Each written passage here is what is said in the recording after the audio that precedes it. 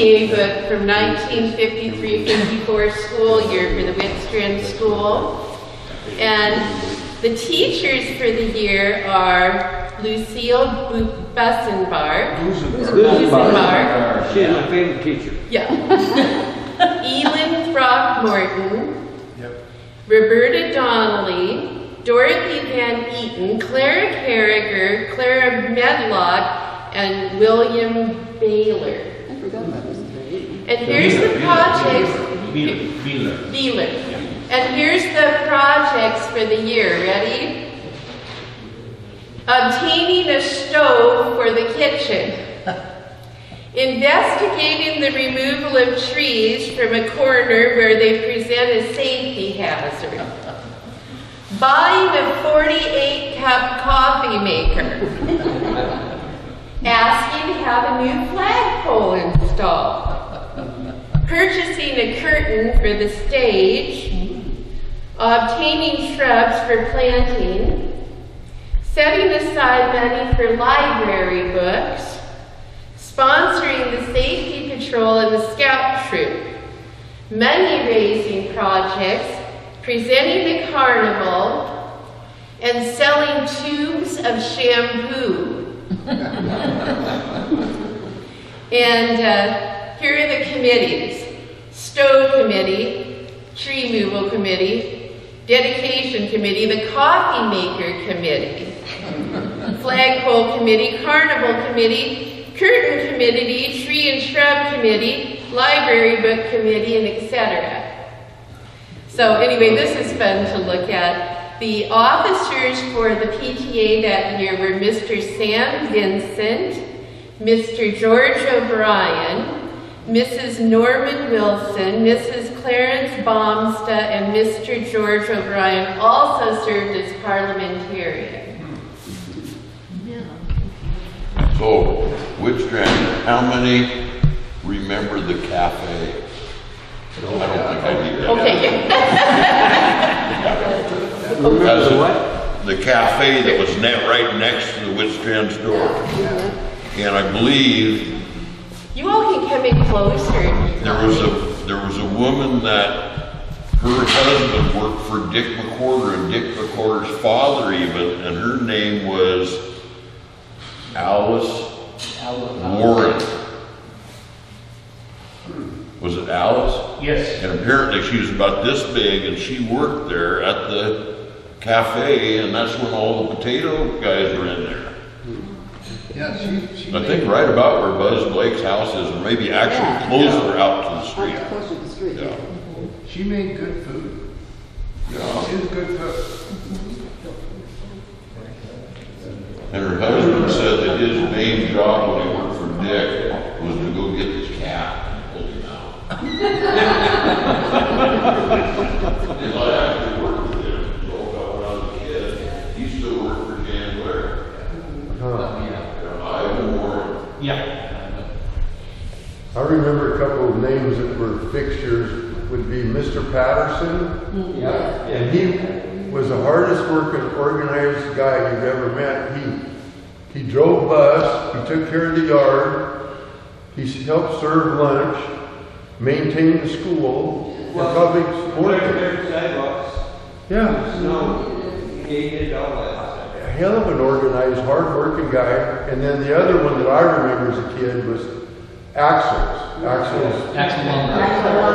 machine shop or a gas station, something like that. He was a colorful fellow. He was about the first mechanic in the ground. Yeah. And she's on the other side. Yeah. Those are, and of course, Were Axel and Lonnie and Frank brothers? No. Lonnie and Frank were brothers, but Axel was not. Axel was I remember he had a wad of guns in this little garage there, and as a kid I'd go in there and go, man, that's kind of pretty interesting. Somebody came in and stole them all. That wasn't me. I don't remember ever doing much work there, but they sure did sit around and have fun. Yeah, that's where I first had my first 30-40 Craig. He had, oh, what a beautiful gun it was. Let's talk about about Jarita. She's a little of a mystery to me, but she's someone's relative. Michelle. Yeah, my dad's cousin. All right. And my brother would know more about it, he's the historian, but I don't know how she wound up here. But she ran that store for years. Well, Care- tell them a little bit about it. Sold groceries on credit to, she had stacks of people who owed her money. Fed all of her relatives from that grocery store. Yeah, she was, And they cut meat there. Yes. yeah. You know, Michelle, I don't think she sold beer ever. I don't remember I don't think there that was being a big deal. ever, yeah, I don't know. You mentioned It when probably she- cost too much for the license. When she shut the store down, I remember going in there, and she actually had a shoebox full of IOUs. Oh, yeah. And she helped the community a lot. Yeah, if you. Kind of behind the scenes, She you would know. feed you whether you had money or not. Yeah. She She was. was- You pay her back, and some of them did, some of them didn't. She sat there in that chair for years. Yep. And on the last day of school, if you could slip across the street, which you were not strictly forbidden, you could give some free candy over there. And she had the most beautiful Chevrolet convertible set over there for years. And I don't ever know what happened to Yeah, I it. don't know either. But it was a cool car next time. Oh, that's A right. red Chevy convertible. Yeah. 1960. Well, the accident in Gary was in when he burned up. Was it in that car? No. That was Mickey, wasn't It was, what? it? Mickey? It was Mickey. Yeah, no, not Gary, but Yeah. Mickey, Mickey, yes, yeah. I'm sorry. Yeah, Mickey, yeah. Gary's. And I don't little son. remember him going to school Mickey? with me. Yeah, how old was he? To my grade. You know, Yeah. I don't know. He was He's several probably- years older than me, but I don't know how much. Well, let's not even talk about it then. Yeah. Really I old, really really don't old. know. And Gary runs too, remember Gary? Yeah. Yes. I think Gary was going back on the way Oh, I to see. Kansas City and then lost it. Yep. Yep. And was there another guy, Jack Howard, with him? Or no? No, I he think was it was Just two of them. Jesus. Just Gary was driving and Mickey was in the back asleep. Passed Oh. out. Well, just asleep, passed out. So I'm going to pick on Esther and Gary again. Esther, a big reason, well, there's a couple reasons why we're all here today. First of all, Dick had shared a lot of information with me.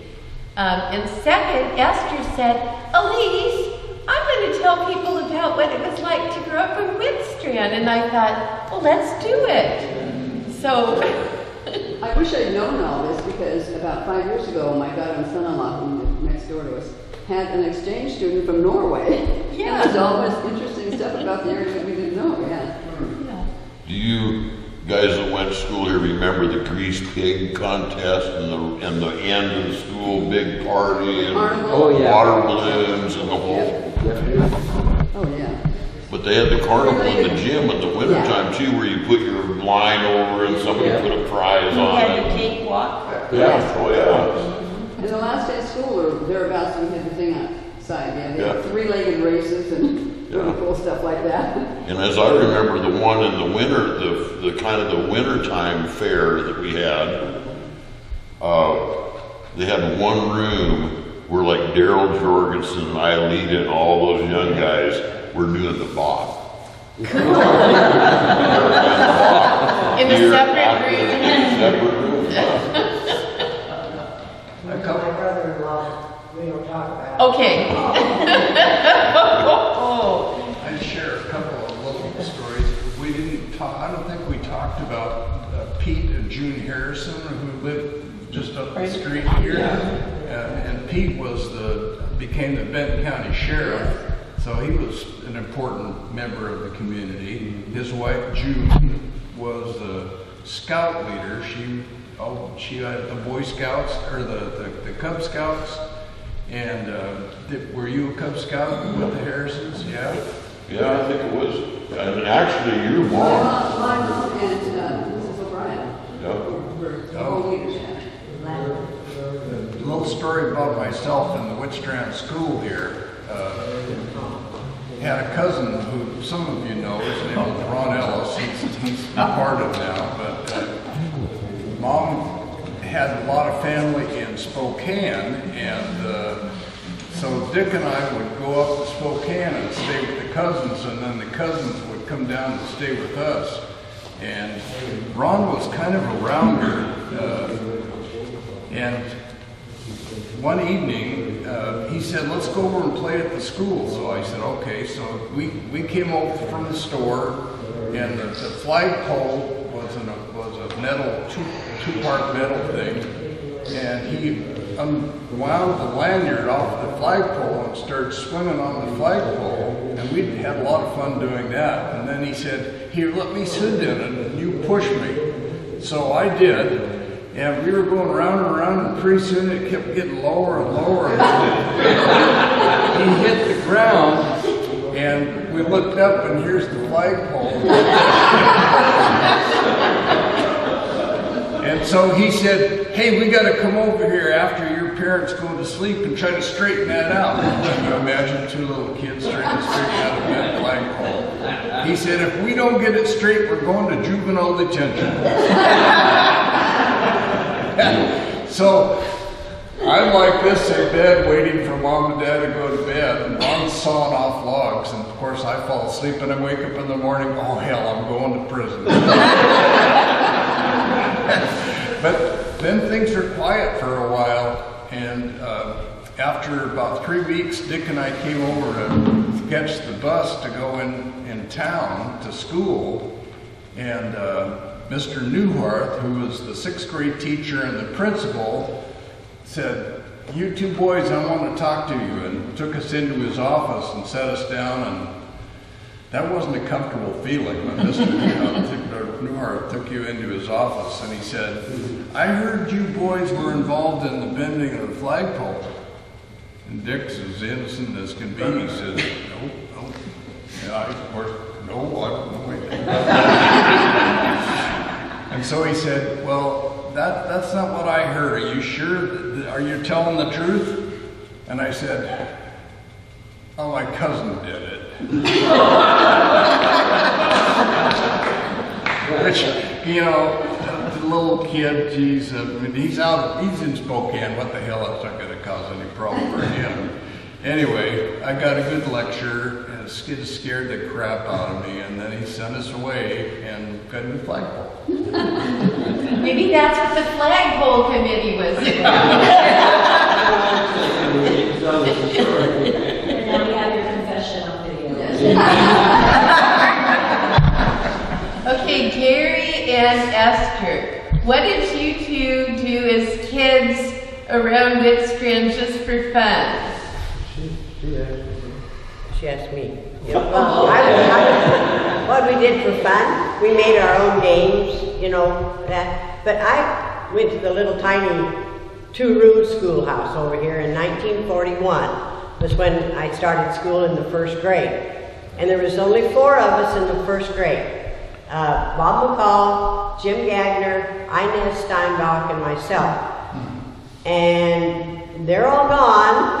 I'm the only one here left. But anyway, about when I came back, I left in the 4th grade. But it was interesting because the boys during the war, somewhere they got the idea that it was okay to bring shovels and dig foxholes. And they played war all the time.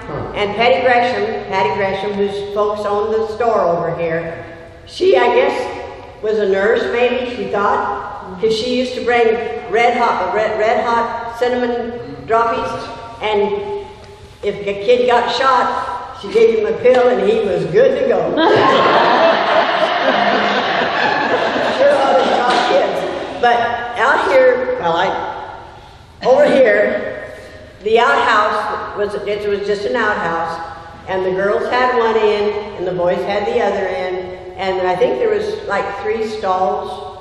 But there was, in the 1st grade, there was 1st, 2nd, and 3rd, and in the other room, and all they did was bring down a wall between the 2 of them, and there was like 4th, 5th, and 6th over there. So, in the other room. My teacher's name was Miss Johnson, and she had a little apartment in the outside, there was a front door you went in, and then there was a little tiny door in the back, and they had built a little room on it or something, because that's where Miss Johnson lived, in this little tiny apartment. I mean, it was a little tiny, because I got sick one day and got to go back and lay in her bed. Only time I was ever sick in school. I wanted to say something about, I only went to school there about a half a year, and I went into Riverview, but anyway, one day there was, one of the boys couldn't find his shoes, so he came to school barefooted.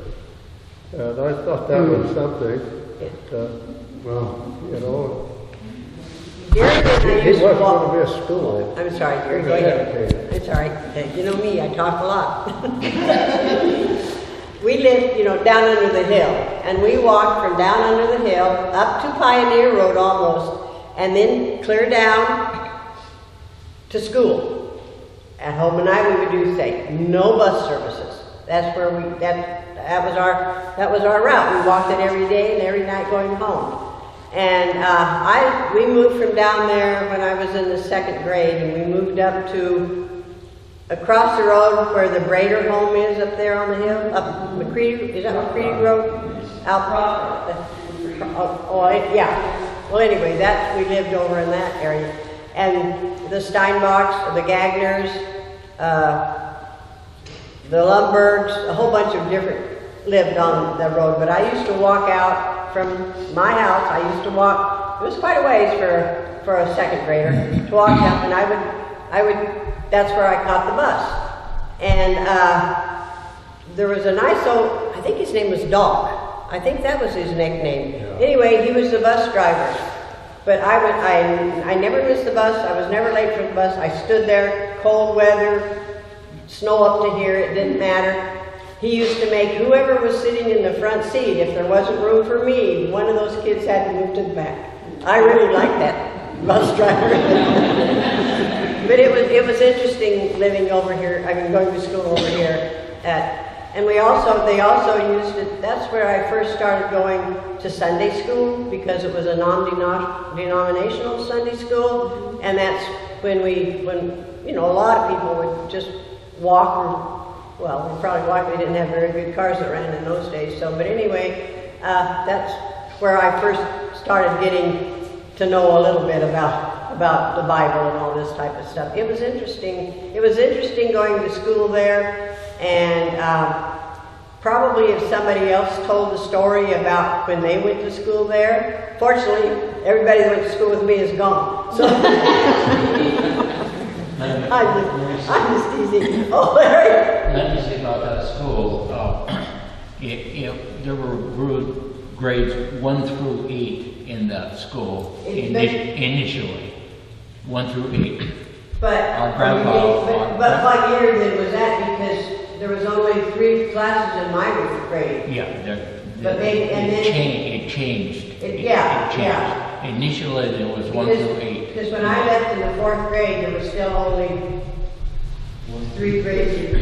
So, but I knew something had changed because we had across the street over here, there was a warehouse or a Grange Hall or something, and we used to have Grange Hall. Yeah. Grange Hall, and we had a Christmas program every year, and Gary gave me a program of the Christmas that I was in the 1st grade, and the 1st grade had a little part, and but I remember that really vividly because each one of when it says greetings, you know, every one of the kids held up a sign that said, M-E-R-R-Y, Christmas. I mean, we spelled it out. Well, guess who was the M, and guess who had it upside down? So it was very... That was the worst day of my life. Harrison passed out one of those onion sack kind of Christmas socks when we had a Christmas program, and there was a few nuts, there might have been a few candies, and always an orange. And he sat almost like right here in this gymnasium. He sat up on the stage, and I remember the whole community showed up with their kids, and every kid there got a sock with an orange and a few candies. Yeah. Well, it was one of the things about the remodel that I was so sad to see is that they did away with the stage. Yeah. They couldn't do everything and that got lost, but yeah. We shouldn't forget about the impact on the wheat growers that are north of Whitstran, that all that grain used to come down this direction, and a lot of it went in that old elevator, yeah. And did you work at the elevator for a while? I did. And a lot of trucks coming down off the hill pull in there and unload their wheat, and surprisingly, a lot of the wheat grower kids went in town. They didn't come to Whitstran, and maybe they thought they had better teachers in there. I don't know. That's the first time that my brother Jeff and I discovered puncture vine. Oh, yeah. Because we went over with my dad, we were just, we're little kids. My dad goes, okay, you guys run over to the store and get a pop, and I'll be over when I dump the truck. And we took off cross country from the elevator to the store, and there was a patch of puncture vine about as big as this room, and we got halfway through. And I remember my dad had to come out and literally just pick us up out and first puncture vine ever experienced. They were deadly on bike tires. The bare feet wasn't that good. Especially when you're running as fast as you could to get the middle of them. I think I told you about Dick and I, when Dad had the 35-acre orchard down on the river, just off of Hawaii, and we used to go down to the river and play all the time. And I can remember we discovered along the riverbank an old Indian oven, which has since been buried by the building of the Chandler Canal. It's a shame because it was fascinating. It probably was there for thousands of years, a rock oven that just had a heavy coating of carbon inside, so it had been used a lot. And it's kind of a shame that didn't get saved. But back in those days, people didn't worry about that stuff too much. So I wanted to, go ahead, Chad. I was going to say, the Judkins family was a picture of Whitstran. And I got a visit with Carol, who was the youngest of the, I think, 12 kids. Yeah. And I said, Carol, is it true that your brother, after World War II, flew an airplane under the Eiffel Tower? She goes, yep. P-51 Mustang, to celebrate the end of the war. I thought that was quite a feat. And one of her older brothers. Speaking of the Judkins family, I can remember being a kid when we still lived up on the farm, and a helicopter flew over the top of our house, which was highly unusual, and so of course we all scrambled. Well, it was one of the Judkins boys that flew helicopters in the service, and how he pulled that off, I don't know, but he landed that helicopter down close to where his folks lived. And boy, I'll tell you, everybody, we used to call that area Judkinsville, and everybody in that community just swarmed around. That was a big deal, seeing that helicopter fly. It was an Army helicopter? Wow. Does anybody remember that Grant Judkins had his fishing pond out here, out of Whitstran? Yeah. And apparently one time you had to go there and pay to fish. Yeah. Right. And somebody went over and let his kids out. He got back, they had more fish than he could afford. So you never would leave your kids at that pond totally by themselves. Yeah. Grant was the brother of Tom. Tom was the guy that lived over here. And Grant wore a black leather coat, really nice coat. I asked him one day, Grant, where'd you get that coat? He said, well, he lived at the crest of McCready on the right-hand side going north. He said, a fellow came and started hunting on my land. I had it posted, and I told him, you can't do that. You the guy says, "You gonna make me stop?" He says, "Yeah, I'll make you stop." So he took off that coat and he hung it on the front fence post. Grant beat the hell out of him and put his coat on. Kept his coat.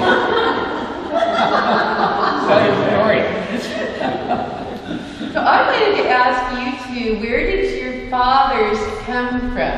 Where did that family come from? What's that? Where did our parents come from? Well, they migrated out to Idaho from Oklahoma, and they landed in Wapato, and then they came down here. Gary and I were both born in the, what? Prudent. Is it Pruden Hospital here in Prosser? Prince Nursing Home. Pruden Nursing Home. But then they took on women that were having babies, and we were both born there. And I was born there. You were born there too? Yeah. I got the birthing table at the museum where all of you took your first breath. Yeah. Elise showed me, I went in and asked her some questions about, nosy Esther. But anyway, I asked her some questions about Pruden Hospital, and she said, "Esther, come here, I want to show you." She showed me the little birthing table that we were probably born on. There was no AC in that little house. No. Up by the Prosser greenhouses where. Yeah, right, yeah. Okay. I was born on July 19th, and my mother had a long delivery. It was her first baby. She told me that it was like being dipped in up to her chin in boiling oil. Yeah. So I'll I think that house still stands there. Is that house still there? Yes, it's still I there. think so, Yeah. because I think a girl that I went to school with now lives in that house. So my delivery was so difficult that when Larry was born, Dad took Mom to Deaconess Hospital in Spokane, where he was born. I turned out a lot better.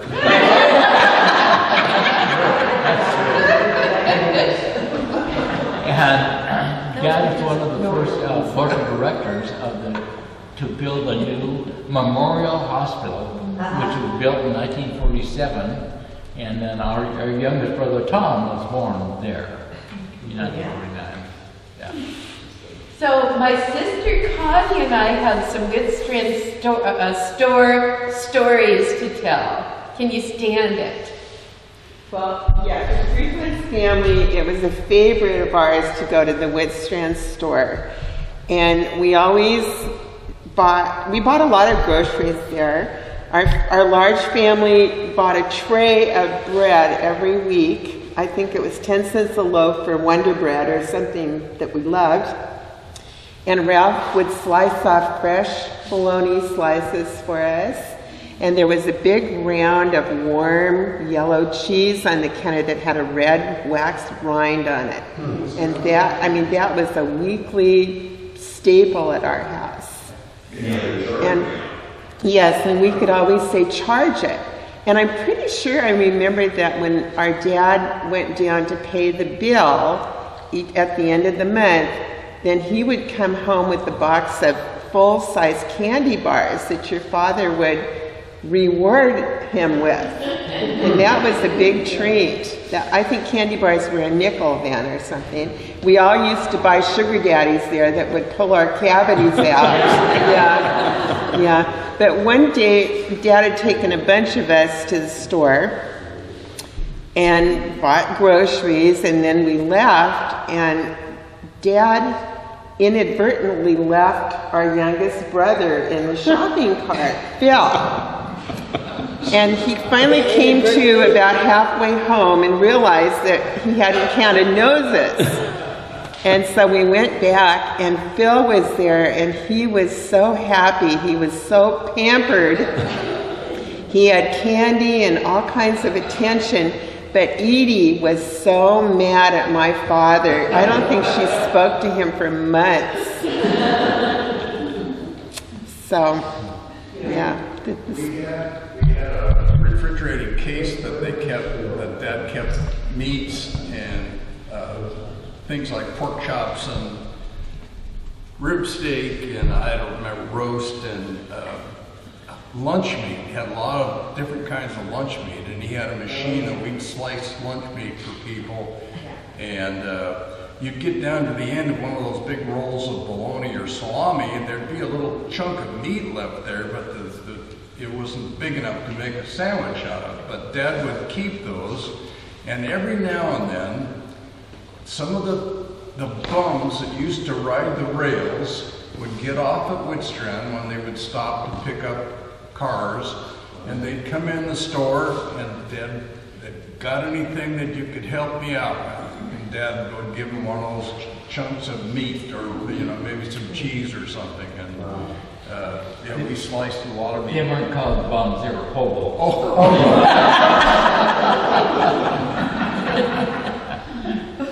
When I was in the second grade, we lived down on the Matson place, which is just that road that goes right around, close to the Minard area, just at the end of the road down here. You turn.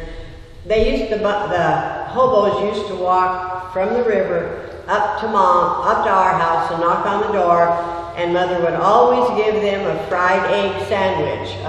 They might have wanted something else, but that's all we had. But Mother always fed the hobos. If they came up and knocked on the door, that's what they got. That was Jackass. Pardon? That was Jackass. That's right. Underneath down by the big railroad tracks. No, it's just as you go around the corner, and the river was just not very far away. Just, what's the name of it? No, it's past that. It's, does anybody know the old lady who lives down here? It's just past her house, around the corner. And Montgomery's used to live just across the street, just across the road from us and down Mrs. the Shad? Huh? You're talking about Mrs. Shad? No, No, we're close, we're further, it's just right, only a mile down. I used to walk in the second grade or third, fourth grade, I'd walk from there up to the school, morning and night, and that's where, it's only about a mile down the road here. But it's just past French Road, and then that's where I lived when I was in the fourth grade. That's when we moved. Dick, one of my daughters had planter's warts at one time, and your mother came in the post office one time, and I mentioned to her, and she told me how you got rid of your planter's warts one time. Warts? Oh. Well, my hair is full. I think we should all scoot closer. We'd be closer, it'd be better. We'll let her. I was talking to her mother one time she came in, and she told me how to do that with your Yeah. I'll tell you how. I was burned in the